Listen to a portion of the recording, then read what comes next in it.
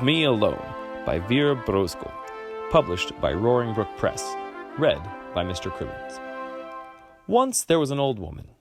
She lived in a small village in a small house with a very big family. Winter was coming. That meant she had some very important knitting to do. But it wasn't getting done. Her grandchildren were very curious about her knitting. Were you supposed to hit the ball with a stick? Could you eat it? Could you make your brother eat it? Why did the ball get smaller and smaller as you chased it? The old woman was at the end of her rope. So she made her bed as neatly as she could. She swept the floorboards until they more or less shone.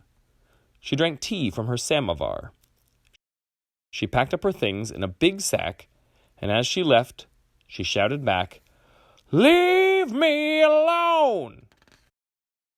The old woman walked through the deep, dark forest. She made a fire so she could see what she was doing. Then she sat down and began to knit.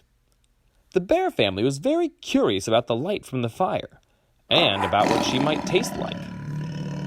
"Leave me alone!" the old woman shouted.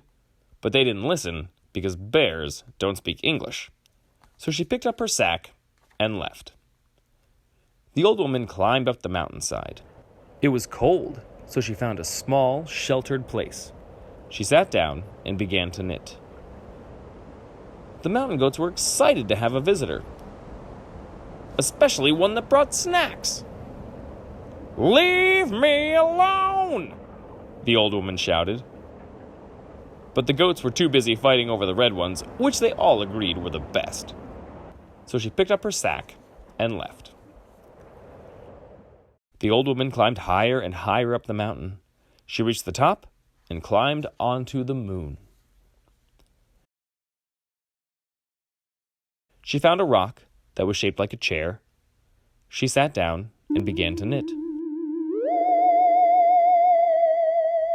The little green moon men had never seen a woman before, old or otherwise. They examined her with handheld scanners that went beep boop. "Leave me alone!" the old woman shouted. But the little green moon men couldn't hear her because they didn't have any ears. So she picked up her sack and left through a wormhole. The void on the other side of the wormhole was very dark and very, very quiet.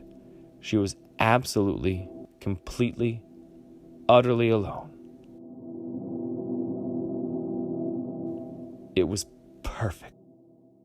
Soon she had no more yarn and 30 little sweaters, and she was alone.